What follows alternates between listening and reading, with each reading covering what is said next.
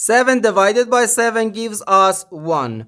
And here we have 3 divided by 3, which equals 1.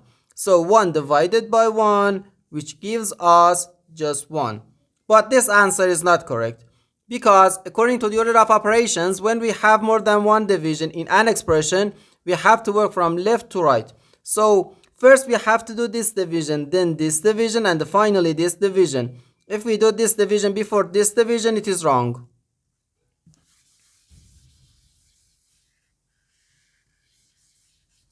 So first we have to do this division. 7 divided by 7 gives us 1. So 1 divided by 3 and again divided by 3. Now we have to do this division. 1 divided by 3 can be written as 1 over 3. So 1 over 3 divided by 3. Now, according to the KCF rule, K stands for keep, C stands for change, and F stands for flip.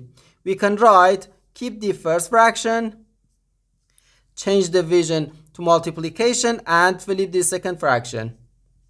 So we have 1 over 3 times 1 over 3, which equals 1 over 3 times 3 gives us 9.